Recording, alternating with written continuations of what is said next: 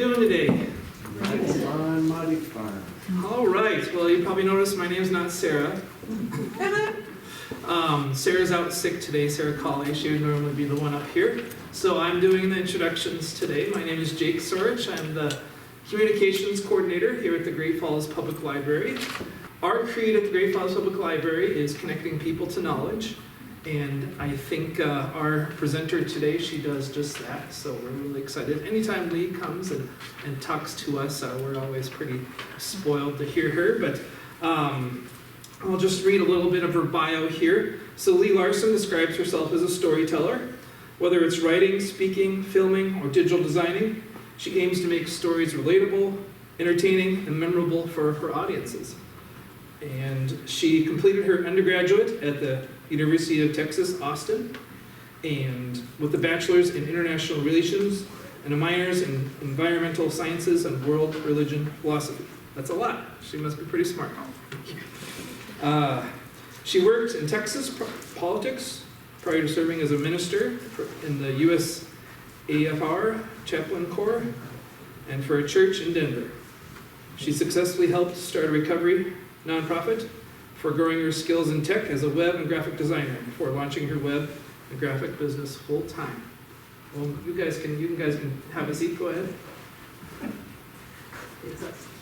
And the talk today, as you see, it's American history, religion, religious pluralism, secular democracy, and women's rights. But anyway, without further ado, I give you Ms. Leigh Larson. Praise. Thank you, Jake.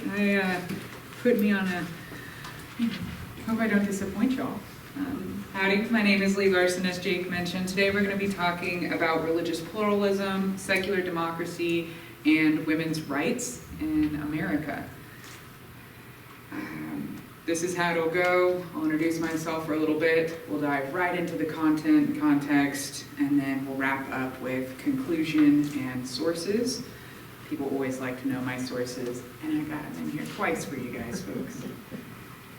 As Jake stated, studied at the University of Texas and didn't really have a social life. I just studied all the time. I managed to double minor in environmental sciences and world religion philosophy while focusing on international relations as my major. I also served in University of Texas Student Government Director for SureWalk. And SureWalk was Students United for Rape Elimination. What we did was we walked students home at night off campus 4 days a week. Then I served in the Air Force Chaplain Corps and as a minister in the Disciples of Christ faith. And then walked away from ministry altogether, got into tech. That's a whole personal financial story. But have since returned to talking about theology, history, women's, indigenous, and environmental rights. And then I'm a children's book series author, as if I didn't have, this is why I'm not dating anyone, right? I don't have a lot of time. But my books, The Adventures of Miss Lee and Professor Huckleberry, is a book series where my dog narrates national park adventures to children to encourage them to get outside, get off their screens, and go visit your national parks. In fact, I just confirmed this morning, sent in the paperwork that I'll be sold at Glacier National Park, so that's exciting. And then, of course, I do speaking events, blogging, YouTubing, TikTok, speaking, etc. So today's talk is going to focus on our founding fathers, how they established a representative democracy based on the votes of the people.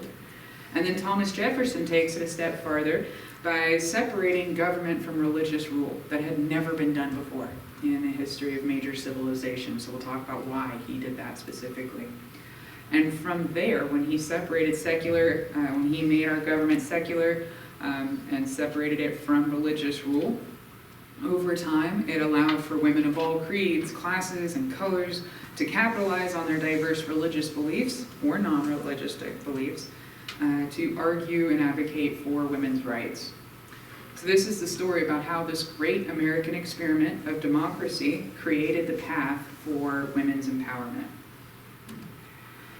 I want to be clear that I am neither endorsing nor condemning organized religion. This isn't anything about any specific belief. This is simply a retelling of history and how these women were shaped by their spiritual beliefs, by their religious beliefs, and how we all really are shaped by our beliefs to craft our politics, craft our values, to shape our country's government and laws.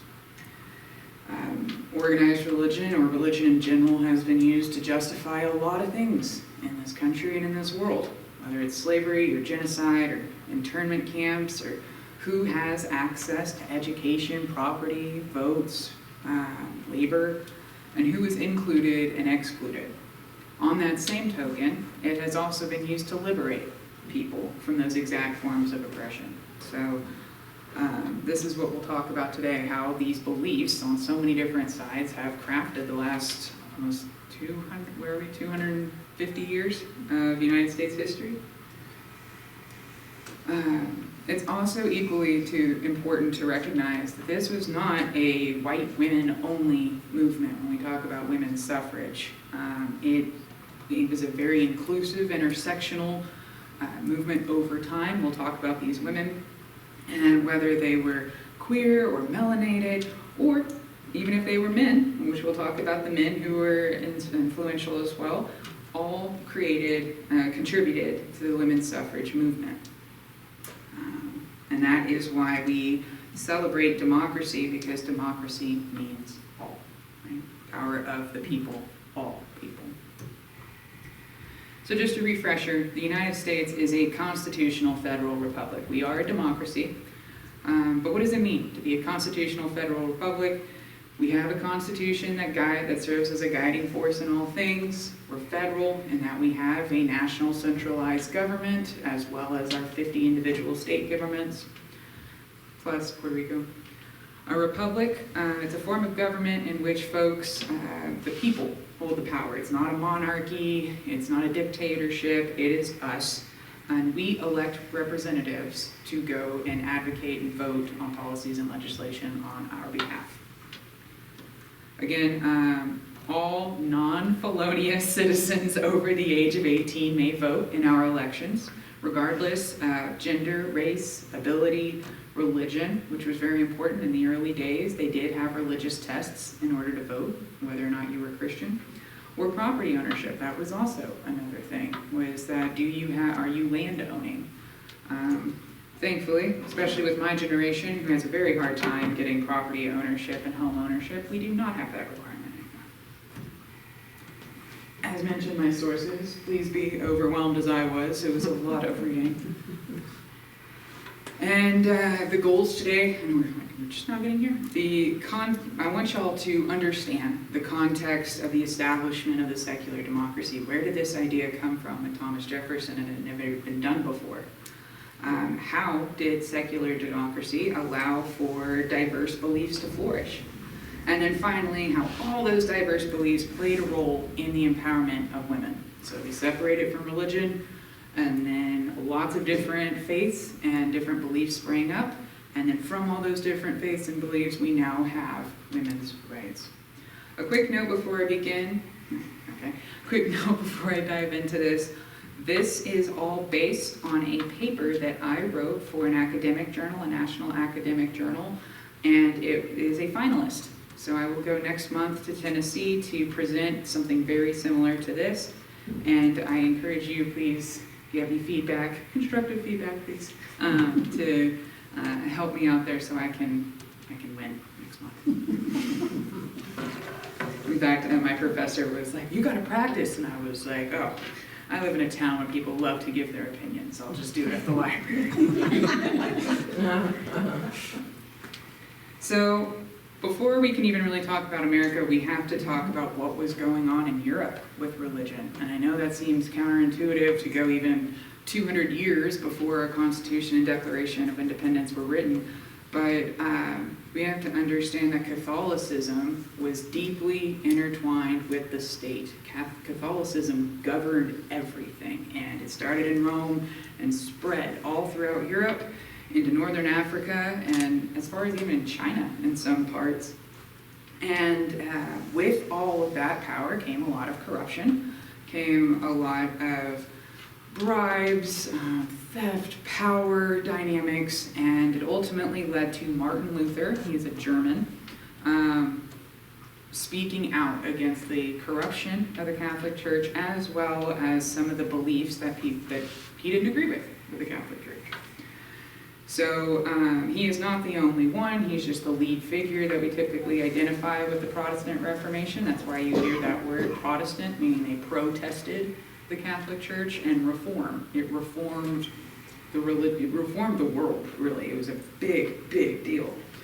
So no longer is the Catholic Church the governing power over so much land and people that everything's split. And again, when all those things split, it created this massive power vacuum. Because also at the time, religion and government, as I mentioned, were united. They were one. For example, King James, he was one of the first English and Scottish kings following the Protestant Reformation. He was both the head of the state and the head of the church. It was one thing. He is responsible for the Scottish witch hunts, banning homosexuality in Scotland and England, and in the King James Version of the Bible, which he disseminated, so that, and kind of almost like a small version of public schools, he wanted everyone to go to school, all the kids to go to school and study the King James Version of the Bible, so that they would no longer practice their Gaelic or pagan beliefs.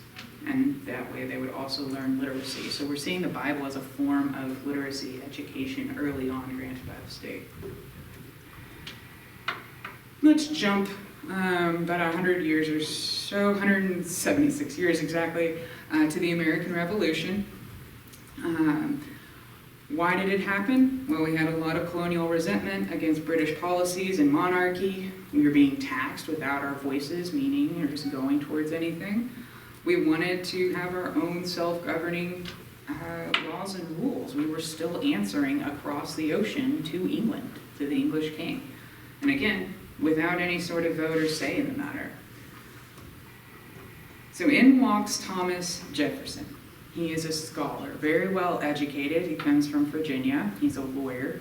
He's also a deist. Now, a deist is sort of their version of saying spiritual but not religious. He was a spiritual, but it wasn't for lack of understanding. He studied religion. He studied world religions too. In fact, he had a Quran. He was a man of his time. Unfortunately, he did practice and hold slaves. He was not the most uplifting for women, but at the same time, he was a curious man of his era, of his generation. So as he's studying all these different religions, and he's even going across the ocean and studying in different schools and having different conferences and councils and whatnot, he's looking at the Protestant Reformation, he's looking at England, and he's like, you know what, we have an opportunity to do something new here. If we just turn around and establish religion as the official religion of this new nation we're trying to craft away from England, we're just going to become England. Like, so what do we do that's different? And so he says, and at the same time, I should mention that with the Protestant Reformation and the collapse of the Catholic Church, it went from a singular religion being the authority over everything to all these different denominations splitting. So he's watching the Christian church fracture into all these different faiths, and he's like, well, we can't even say that it's Christian because they don't agree with what it means to be Christian. So let's just take all of that off the table, and the people can worship and do whatever they want with the prohibition of the establishment of religion by the state and the protection of the freedom of worship. And we'll just have our government govern, and then whatever the people want to do with their beliefs, well, that's their prerogative, and then they can vote and rally and market their values based on themselves. We'll just stick it all back to the people. He's like, it's going to be messy, but at least it keeps us, the government, from having too much power. Because again, he's growing up in all of this. He's in the 1700s at this point. He's maybe like 35. And he's watching all this, and he's like, there's too much chaos within religion, too much power in kings and monarchies. We're not going to do that. So And as I just explained, why did he do that? He was even very inspired and influenced by Rome to have a republic. Rome did have a sort of election process for male property owners in Rome at the time. They did have slaves, they did have social hierarchies. Women were not allowed to engage in business or legal practices, but this is where he's drawing his influence. So again, he observes the fallout. He was just skeptical of anything having too much power. So, as mentioned, at this point, 1776, if Christopher Columbus came over in 1492 on behalf of the Catholic Spanish crown, Queen Isabella and King Ferdinand, since then, people are slowly starting to come over. We're still working on ship navigation. We're still working on ships that can hold lots of people. And in the very early days of colonial America, the first folks to really arrive were company owners looking to capitalize on the resources. We used Georgia and Pennsylvania to hold prisoners of England and France and Germany. So it was a prison colony. It was resource exploitation, and then a lot of churches were sending their folks over to the Americas. They said, look, we got all this new land, let's go settle it and create an oasis for our religious vision of what the new world can be like. But with all of that, with all these folks coming over, was all this diversity. I mean, people from all over Europe were coming over, and they all had a different idea of what Christianity meant, what they wanted this new world to look like, how are they going to get along, how did they see gender or religion and labor. So you have all these people coming over with all their ideas, but they're all challenged, they're all different ideas. So then it goes and you start to see a lot of division, who gets to run for office, who gets to hold business, who gets to be a capitalist, or who gets, who does the labor, and not only what does it mean to be a Christian, but what does it mean to be an American? We see this very early on, that the question of who gets to be an American, whether it's indigenous, folks from Africa who came over as slaves, do women get to vote? There was all these questions on what does it mean to be an American? So don't let anyone tell you that identity politics is new and modern. It is not. And in fact, it was pretty quickly after the first generation got here that they started to set up immigration laws and constraints. As mentioned, everyone was coming over here to settle this new world, this new opportunity. They were very religiously motivated. A lot of these churches had a lot of money. And depending on where you were in Europe or where you were coming from, you might have radically different ideas on who could be a leader. So we had folks from Germany and Sweden, Scotland coming over that were open to female leadership. So, and then we have folks that are from Southern or more Central Europe that were not open to female leadership is one example.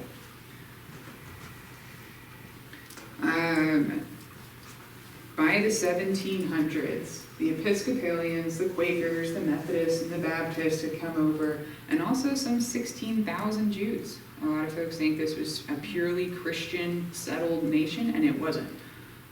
Lots of folks came. They brought their families and their beliefs to America. And then because they had never imagined any other world, they immediately got to work fighting and quarreling with one another on whose understanding of their faith was going to be the dominant governing power. This was unheard of otherwise. We had Anne Hutchinson. She came to the United States, I want to say from Scotland. She was a Reformed Puritan Bostonian. And her church allowed her to preach. They encouraged her to preach. She preached to men, women, black, indigenous, slaves, free, lots. And she began to accumulate pretty solid notoriety, publicity. And it wasn't long before the more conservative men and their women banished her, and they killed her in 1663. Now this is also the same, she was not part of it, but it was the same world and the same mentality of the Salem witch trials in Massachusetts, just to kind of put everything into perspective of when things were happening. We also had Sarah Osborne in the 1700s, so about 40 years later. She's an evangelical preacher. The term evangelical has become pretty politicized in the last few decades, but evangelical just means that you're spreading the gospel, you're preaching, etc. I think now evangelical has a political connotation of where you fall on the religious spectrum, and that's not, or on the political spectrum. And all this meant was that she was running around preaching her Bible. And then we have Abigail Adams. She was a Unitarian. This is another denomination that is coming up in all the different splits that's going on. And she wrote to her husband, John Adams, who became our second president, "Remember the ladies and be more generous and favorable to them than your ancestors." So we have women that are in leadership or married to leaders that are advocating from the get-go. And then Lucy Stone, she was a Congregational church member, and she was the first woman in the United States to obtain a college degree. So, and this is all between the 1600s and the mid-1800s that we start to see women really notably stand up and preach or to advocate for others. So we have 1776, 25 years later or so, give or take, is the 1800s, and in the 1800s, America explodes. We have the Louisiana Purchase, we have the Lewis and Clark expedition. Our presidents start talking about manifest destiny. Manifest destiny was inherently religiously inspired, not from the government standpoint, but from those who were marketing it, talking about it in the speeches, the newspapers. Manifest destiny was this understanding that it was the white Christian man's responsibility and duty to settle the West, settle the North, and to manifest this destiny for a white Christian world. We also have the American Medical Association, which was male only started in 1847. That was its own thing because we start seeing hospitals as a requirement. You can no longer give birth at home. They are dictating what health looks like and means. It standardizes health, for better or for worse. 1847, that same year, is the Seneca Falls Women's Convention. We'll talk about that. And then it goes into Civil War. Throughout the entire 1800s, and really even before then, we have indigenous genocide, whether they were killing indigenous people directly or killing their culture. This was very prominent from America's founding up until about 1965 or so, with the closure of the last Indian boarding school. And then we have the Homestead Act and the Moral Land Act. These two government legislations were the federal government's response to the Civil War. The Civil War is predominantly fought in the South, and the South was wrecked. A lot of the land was unusable or had just been destroyed. People had been run out of the lands, and so the government was like, look, we have all this land out west. Why don't you go get yourself a fresh start? Go west, go settle it. If you do so, we'll make sure to give you a home if you can improve the value on it within a few years. The Moral Land Act was also a big deal for education and funding colleges out west, because that was their question, was like, well, how are we supposed to settle something if there's nobody out there? There's no resources.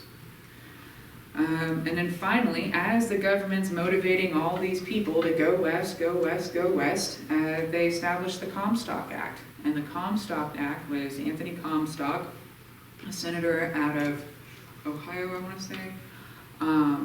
But it banned all forms of birth control, birth information, birth sanitation information, basically that anything related to birthing, pregnancy, or family raising would just be banned outright.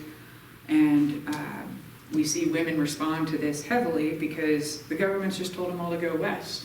Like, there's no resources out there. What happens if something happens and the women aren't educated, they don't know, they can't keep themselves safe? So here we are. We have this separation from the government, religion and the government, and at first people were very angry by this. They didn't like change. They didn't know what to do with it. What are you talking about? The government's not going to pick a religion. But then they started to get inspired, like, oh, well then maybe it's up to us then to bring the news of Christianity to the people, and we will benevolently colonize, educate, and Americanize everybody into becoming this sort of Christian American assimilation, the standard, if you will. It was also a big deal and played a heavy role in antebellum America. We see that the North and the South during the Civil War was fought with using Bibles on both sides. So this idea of like, okay, well, if the government's not going to pick and choose, I guess the people will just hash it out, which we are still doing to this day. Oh, the question became, why did women need rights? We answered that in modern day times pretty well, but at the time that was a huge thing. Like, why did women need political rights, political protections? Well, for one, New England was well established. It was very Victorian era, where women with the corsets and the skirts and like the stay at home and the go sip your tea. So that New England was very well established already, as settled, if you will. And then the South was very heavily also Christian, and that Southern Bible Belt. And the states out west didn't have their constitutions written. And so the women's rights advocates were like, we need to go west before these constitutions are written so we can make sure that women's suffrage is in those constitutions. The West was sparsely populated, just as much as it is today, Idaho, Wyoming, Montana. And there had to be legal decisions made about who could own property, who could go to school, who could get trained to do labor and skills. What happened if, with alcoholism, and as we know too well, what happens in the dark winter when that does not do anything for alcohol? Can women protect themselves? Can they divorce their alcoholic husband? Can they keep their kids safe from their alcoholic, abusive husband? What happened if the husband died because of the winter, of farming, of bears, of moose, of indigenous conflict? Could they own the property? And then if they could own the property, could they attend school and receive job training to receive income? And then if they could receive income and they had to pay taxes, is it not taxes and representation that we fought the American Revolution to begin with? So all of these things start wrapping into one another because there weren't a lot of people out here. And people, if you were going to have an economy, if you're going to have a civilization, you needed to figure out those laws. And then, of course, what about access to pregnancy and health information? Medical doctors sharing, doulas, midwives. What did that look like for women to be able to keep themselves and their babies and families safe? I think at this time, roughly 30% of children died before the age of 5. So you had to have conversations like these. Today, with modern medicine, those numbers are significantly lower, but and a lot of women died in childbirth too, let's not forget. So, those questions that I was asking earlier, if women had the right to vote, those questions could be answered. Right to education, labor, property, healthcare, laws to keep them safe, allow them to manage their property and businesses, and then again, the taxes. And if they owed taxes, well, they had to be represented. So here we jump into some of the women. I think it's very easy to, not easy, but to think, oh, it was just Susan B. Anthony, she put the world on her shoulders and trudged forward, and that's not it. It took a lot of women over a lot of years, and they did not all get along. They did not all see eye to eye, so they really had to focus on one or two causes, and that's what they could agree on. So we have Angelina Grimke. She was a daughter, her and her sister were daughters of slave owners down south, and she was raised Episcopalian. A lot of Episcopalians went south with the plantations when they came over from England and Scotland, and she thought, this isn't okay to own people and exploit their labor on our lands. Furthermore, I don't understand why she just didn't, she very much focused on slavery. We have Harriet Beecher Stowe. She was the daughter of a Presbyterian. Her father was Lyman Beecher. He was a Presbyterian minister. He came over from Scotland, I want to say? No, England. Harriet Beecher Stowe wrote the book Uncle Tom's Cabin, and that book is heavily Christian influence. It's got a lot of Christian values to argue against slavery, and how can you enslave someone and call yourself a Christian, is what she argued. And she actually had the opportunity to meet Abraham Lincoln, who said, oh, so you're the little girl who wrote this book that caused this great war. Pretty cool compliment. We also have Jarena Lee. She was the first female pastor in the United States, really. She served in African Methodist Episcopal Church. Sojourner Truth was a Methodist. She advocated heavily to Abraham Lincoln, as soon as you free them, we're going to have to get them in jobs training, literacy, hygiene. She was concerned that once the slaves were free, because literacy and education was banned to slaves, you could not teach slaves how to read or write, that all of these newly freed people would be woefully inadequate and unprepared for the workforce. And she used her Methodist beliefs to argue that. Harriet Tubman weaved Afro-Christian values. She had a necklace that had the cross as well as an African fusion, an African spirituality symbol. So just being able to fuse her beliefs to advocate for freedom of others. As we move into the mid to late 1800s, we have Elizabeth Cady Stanton, who's a Presbyterian, Susan B. Anthony, a Quaker, and Lucretia Mott were Quakers. Now, a note about the Quakers was that they were Christian, they read from the Bible, but the way that their worship services work is that anyone who feels called to speak or preach may do so. So it was a very egalitarian religion, faith, if you will. And because of this, that's why we see Angelina Grimke, Susan B. Anthony, and Lucretia Mott, these Quakers that have the opportunity to speak, when in other denominations they weren't able to. All of these women were vital in the Seneca Falls Convention. It was the first women's conference to talk about what that would look like to be able to vote.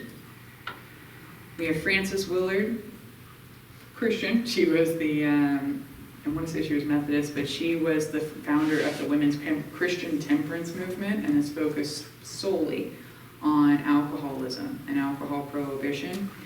A lot of people, and then she also focused on sex trafficking laws and treatment. Especially, she didn't want prostitution at all, but she was especially concerned that if a woman was caught prostituting, she got more punished than the men who hired her. So she thought that was very unfair. Like, why are these women getting more punished when you're the one paying for it? And then we start to see a lot more voices from other denominations rise as more of those people migrated to the United States. We have Henrietta Sizzle, and she was a Jewish woman. She became the founder of the Hadassah Women's Zionist Organization. She spoke at the Chicago World's Fair, and according to her, or according to some of the books I've read, there is a difference between how many members of the Jewish faith approach divorce versus Catholics or very strict Christians, meaning that, yes, they see this as a sacred spiritual contract between two people, but if it doesn't work out and you need to dissolve the marriage, that was within the Jewish faith, and you could do that, which if you go down south, even today, they will tell you that divorce is a sin and you should stay with your husband no matter what. So we start to see more voices come out and talk about different aspects of marriage and property that would influence women's rights to be able to divorce or marry or take the kids, etc. Then we have Susan LaFlèche-Picotte. She was out of North Dakota. She was the first female doctor in the country and also the first indigenous doctor. This is not unusual for a female in the, she was Omaha, for a woman within the indigenous communities to have title or leadership. In fact, it was very well celebrated. They had a bit more egalitarian approach to things than what Anglo-Europeans did. And she was able to go to medical school. Because of her medical training, she was able to save her reservation from typhoid and cholera, as well as institute schools on her reservation that had openable windows. If you look at old schoolhouses, there's not a lot of windows. That means no sunlight, no fresh air, and she thought that played a major role in her people's health issues. So, moving into the 1900s, we had Chippewa Mary Louise Bottineau Baldwin, and she very confidently said, "Did you ever know that the Indian women were among the first suffragists and that they exercised the right of recall? The trouble in this Indian question, which I meet again and again, it is not the Indian who needs to be educated so constantly up to the white man, but that the white man needs to be educated to the Indian." And that was very surprising to early colonists, that when they met early indigenous folks, how much they did vote and how much authority and leadership women did have. In fact, they talked about how interesting it was that it was women who were deciding on the war because they were mothers of the soldiers that would go and fight and die for them. So there was a lot more conversation about, a lot more inclusiveness of women and mothers being at the table of the War Council. And out of Texas, we have Jovita Idar. She was Methodist in a predominantly Roman Catholic community. She was the first president, and I'm going to mispronounce this, I'm sorry, of the La Liga Femenil Mexicanista, but it was the League of Mexican Women. She advocated for women to be able to, and she was a journalist, so she wanted more women to write, to speak up, to use their voice. She advocated for women to she advocated for her community to have free daycare so that women could go to work, schools, skills training. And we have Sylvia Rivera, a Christian trans Puerto Rican LGBT activist. And Rivera was at Stonewall very early on, talking about how she's Puerto Rican, she's Christian, and she's also a queer activist. And all these things are true and valid.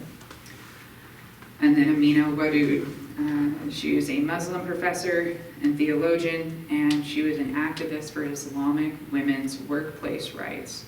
That was a struggle within the Islamic community. Can women go to work? And she said, why shouldn't we? So of all of those different faiths all coming out in support of women's rights to go to school, fair wages, health care, property, divorce, etc., there were lots and lots of people who disagreed with it. There's Catherine Beecher. Earlier I talked about Harriet Beecher Stowe. That's her sister. This divided families just as much as the Civil War did. A lot of families were split. They thought that by having women in the workforce, be educated, be able to vote, it would lower their status as ladylike individuals.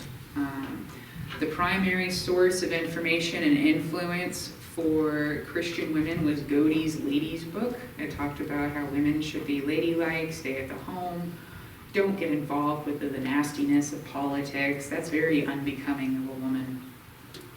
And then for all the women's rights movements and organizations that came up, there were organizations that were opposed to women's suffrage. They thought that women getting involved in politics made them dirty or less than men, that it was just unbecoming. So we see these very much emerging. And then as mentioned earlier in my talk or in my slides, this was not fought without men. And I hear this, or this like sentiment kind of implied that it was just a bunch of women against the world. And it couldn't have happened. There had to be men at the table that invited and welcomed women into the table. So whether it was Thomas Paine in 1775, who openly wrote about the social and legal constraints of women, or Abraham Lincoln, who on the campaign trail advocated for women, saying that women should not be excluded from the government, which is interesting to think about, that on the campaign trail, Abraham Lincoln, who was already advocating for slavery, or anti-slavery, was bringing in women's political freedoms into it too. Those are some pretty heavy-handed comments for a man in early America. The Transcendentalist movement, we have Ralph Waldo Emerson, a writer and a major founder of the transhumanist movement.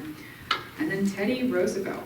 Actually, in college, he wrote a paper to support women's suffrage and spoke outwardly about a female police chief in New York and advocated for her and for her labor rights. So we have these major figures, but then we also have the aristocrats, judges, playwrights, and social people. That donated heavily to the women's rights movements, or offered their buildings to the women's rights movement. That created plays, or stories, or articles, and then we have. Attention library speakers. The time is now 5:45, and the library will be closing in 15 minutes. And then we have judges. If you would like to check out, we ask that you take this to the circulation desk at this time. And then we have judges that come out in support of women's suffrage. Again, all of these are some major figures that came out in support of women. We won't go through every bit of this, but this was the history of our voting rights. In the 1700s, you couldn't vote unless you were a Christian man with property. In 1828, Jews are now allowed to vote. In the 1868 and 70, slaves were freed and became citizens, but they would not be allowed to vote until 1965, really. 1872, Susan B. Anthony is arrested and thrown in jail, as is Sojourner Truth. 1876, the Native Americans were not considered citizens. They couldn't vote. And then in 1882, Chinese Exclusion Act was passed. So here we brought in all these Chinese immigrants to work on our railroads, but they could not vote or advocate for labor rights, housing rights, medical rights, etc. So I really want to stamp that voting matters. If it didn't matter, they wouldn't make it so hard to do it. And if it didn't matter, billionaires would not have an opinion on it. Our beliefs matter. They shape every aspect of our lives, how we get along with one another, how we vote, and whether it's organized religion, humanism, spirituality, whatever it looks like, is that these values shape our worldviews. And again, we had a democracy which was the first of its kind in the world. And then Thomas Jefferson takes it a step further and separates our government from religious rule. This allows women to eventually claim the rights to vote, own property, divorce, go to school, start businesses, and take care of their health care. Sources, once again, thank you.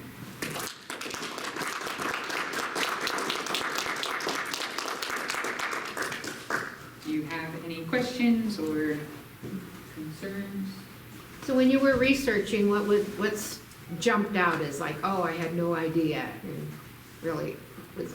Really, even like the topic, like I took a class all about history of religions in America, like, and it was just kind of went through like how did different groups settle in different places and what were their concerns, and I was like, none of this would be possible if we didn't have a secular democracy, like full stop. And I mean, of course, it seems, like, I don't know if Thomas Jefferson would like our nation now or how he would feel about it, but that was the big thing, is like, none of this would be possible if we were under a Christian tyranny like the king of, like we were in England, so.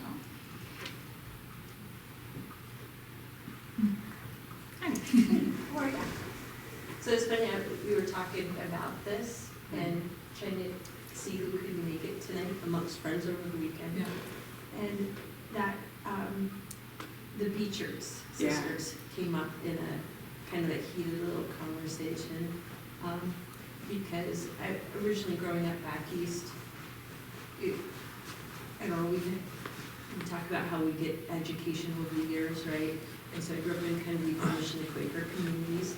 So some of the women got a little bit more spotlight in my growing up, right? And then when I come out here, not as many of my cohorts know who they are, you know, and that women did have an opportunity to stand up in different religions and that. But we were talking about Harriet Beecher Stowe, and we couldn't remember the name of the sister, but it was interesting to us that for every woman that was out there that was working really hard, it often seemed like the person who was their biggest thorn was the sister, right? Or somebody in their family. And so it just is kind of been interesting to me that there were so many women who are anti-women over the years. And we're starting to see that again. So that's also kind of an interesting, that I was going to ask you. Did you see a lot more of that when you were researching, that they were pretty staunch Yeah. haters? Staunch haters, like how many women came after, I mean, one of the reasons, even this is a good example, Jeanette Rankin, first female House rep out of Montana, and towards the end of her first term really started to come out for birth and pregnancy health care, just information, how to have a clean, sanitized birth. And a lot of Christian women didn't like her even talking about it. And some folks argue that's why she wasn't elected a second term. So this idea that women have fought against each other has been long-standing. And it's all, and you know, there's a lot of different reasons as to why. I saw recently someone on, I think it was Twitter or something, was like, you don't want to be a trad wife, you just want to be wealthy. Like it was talking, you don't want to be a traditional wife that stays at home. You just wish you were wealthy and had all this resources to do the labor. And I thought that was really interesting. That's almost like glorification of wealth and leisure that is not applicable to everyone. What was interesting, I didn't get to cover it here, was how the marketing of folks like Annie Oakley was a big deal. To see women in skirts ride horses and shoot guns was shocking to women in the South, or shocking to women in New England. But how these women like flipped kind of femininity on its head, that said you can still wear a dress and skirt and have your hair done up, but be a tough woman that can survive the West. And also just a lot of women, I don't know if it's comfort or just not knowing, but if we look back in history, we know that Viking women were tough, that they fought, that they were in councils deciding on major next steps for their village, that they divorced and owned property. We see that also in China. We see that in various African tribes. So it really almost feels like the messaging of what it means to be women is very targeted. So yes, that is a major thing, especially for women that believe that like the purest, like the number one priority for women is to be mothers and caretakers of the home. And if you go against that, it goes against your entire worldview of how life is separated and the division of labor is separated. Great question. Sorry, that was a very long answer. Yeah. I can't get my head around women that think that they're major job is to have children and that kind of stuff, why would they ever be against healthcare to do that? I don't understand that. Is that just because how they were raised, or I don't get it, and I don't get women not supporting women. And we have two of the most wonderful women that could have led our country, and were voted down to one of the most despicable people ever on the planet. And I don't understand that. And women don't even support each other. And how do you turn that around? You know, is it just because the man is in charge of everything, or? So some of it has to do with messaging. And if your faith or your message is that the woman is supposed to be this pious, pure creature and to deliver babies and take care of the home, and that's her fundamental purpose for existence, and then a lot of it, they will, and I've read this quite a bit, is the diminishing of the medical needs side for women's health care. Oh no, only irresponsible women need all of this healthcare reproductive rights. If you just abstained and were a pious woman, then you wouldn't need this abortion, you wouldn't need contraception. Like, it's almost like this more morality to it. Whereas one side is are advocating and arguing for more of like, they frame it as healthcare, and one of them frames it as morals. You see this split because they're approaching it wildly different. What do we do? 5:55, and the library will be closing in 5 minutes.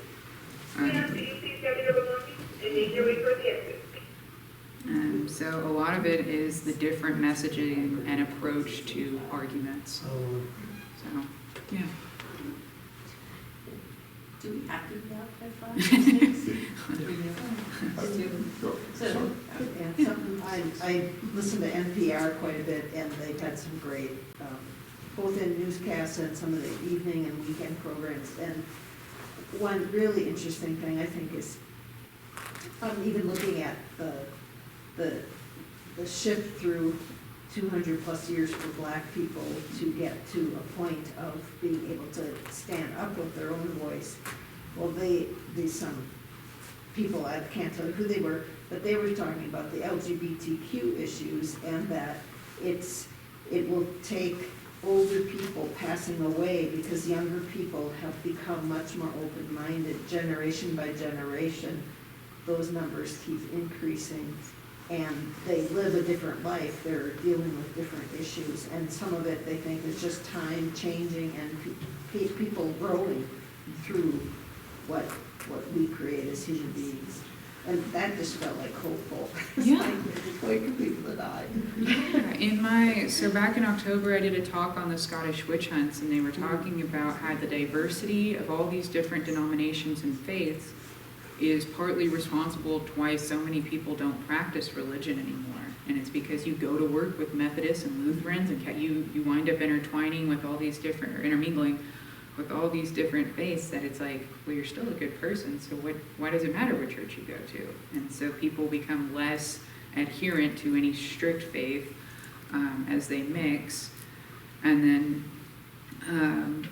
it kind of swings, like, okay, so now religious rule is not the dominant societal fabric, so people have this more open spirituality, but then people feel like that open spirituality lacks structure, so they go back to the strict religion, and it's like this pendulum that swings. But yeah, so that is a point, especially when we look at, I know we're going, Jake, I promise. When we look at the past 100 years, compared to any other time in world history ever, indigenous rights, queer rights, women's rights, child abuse laws, animal rights, environmental justice, we have never seen the speed and freedoms as we have seen in the last century. And so in a lot of ways, that's amazing, that's awesome, we're moving this direction, but it's also foolish of us to think that like there wouldn't be pushback to that massive, very quick swing that way, and what does it look like, and who gets to say they have power, and like all these different things. So now, like you said, we you turn on Netflix and you'll see interracial marriages and queer people as main characters, and you see all these different things, and kind of like the watering down of religion, then people will kind of panic and they want to go back to their structure and hierarchy, and it's this thing that swings. And Let's give it up for Leigh. Thank you, Leigh.